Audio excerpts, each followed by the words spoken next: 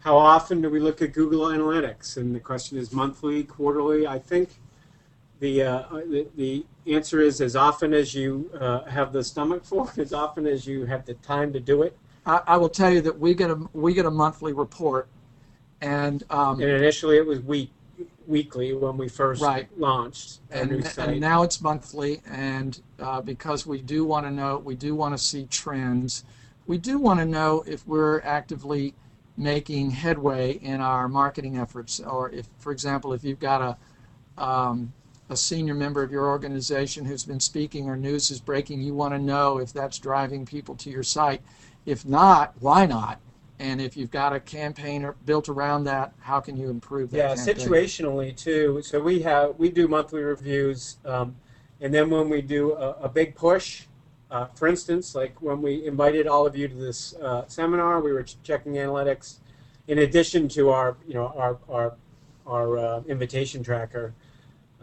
But if we do a very big post to a blog with a big piece of research, we'll go and see who's coming online as a result of that too.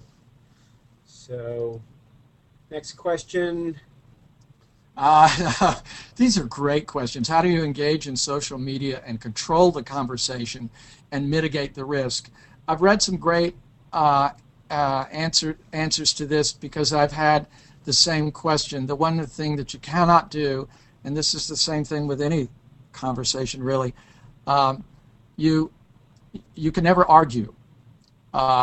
If somebody's got something nasty to say, that's the worst case scenario. This is really crisis management, and that's where you would be concerned. So well, that's one level of concern. So let's just take that for a second. In crisis management, it's not arguing. It's about putting counterbalancing facts out in there in as cool a way as possible, and then broadly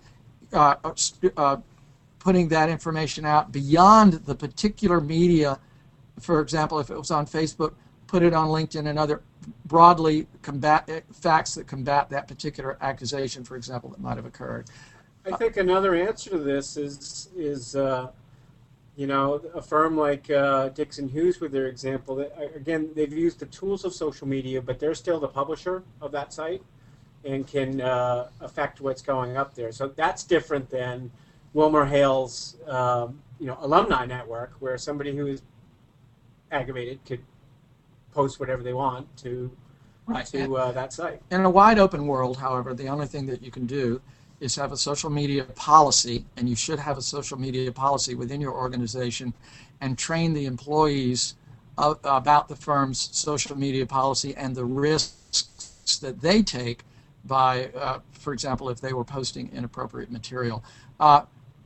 But Google that question. How do you mitigate the risk of social media? You'll get some interesting information. Can you talk about link backs? I hear that I need to do that for search engine optimization. What kinds of sites would be good for law-related stuff? All right, well, we did promise that we'd get into that if the question was asked, and that is a big, big question. You do want to do that for search engine optimization. You do need to share, ask permission in general to get the link back. You can, it's everything from law.com to the American Lawyer Media, all of the ones that are obvious in that space. The industry space. trades that you're active in are logical. If you are in a, right. The more respected media, for example, like the New York Times and the Wall Street Journal, count for more than the, I don't want to say the wrong thing, there's some small publication, small publication somewhere that's not in a major market. So that is not a I can't really give a short answer. That's an answer where one would need to sit down and go through what your goals were. Well, in your question, I hear I need to do that for search engine optimization. You do. Yeah, that's right. It's as we stated at the beginning, it's where you got to put the lion's share of your time. The question that I would ask is, do you want to do it, or do you want to have somebody else do it for you? What if you're an industry leader with a primarily educated older male audience in the printed publication world?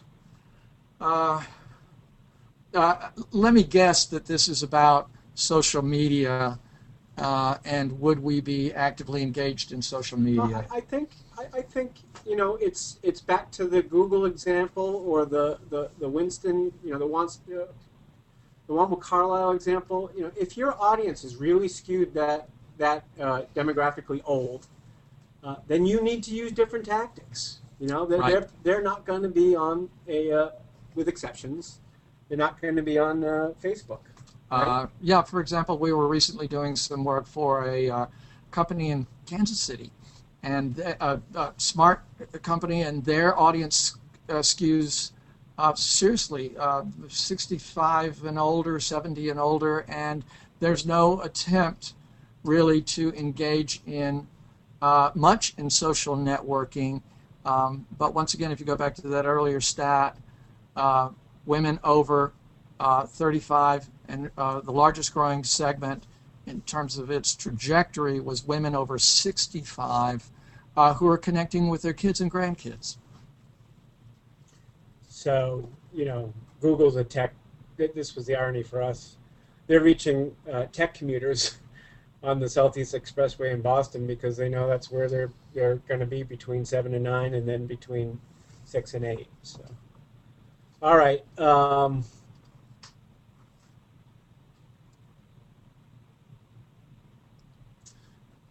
With all the ways to track your firm's information online, Google Alerts, icerocket, etc., can you give some suggestions on how to manage the monitoring and reporting of these sources? Honestly, I can truthfully say that I can't. We look at them monthly, and we determine if there's anything that we need to address. We've never seen anything to address, which means that we probably need to work harder our own web presence. But nevertheless, that's I think going through that exercise in a routine and disciplined way is going to be the most important advice that we can give. And what you're going to find is, if you find something, then you want to respond to it. Can you talk more about active linking? Do you mean linking to other websites, or other websites linking to our website, or both? Both. It's both outbound and inbound.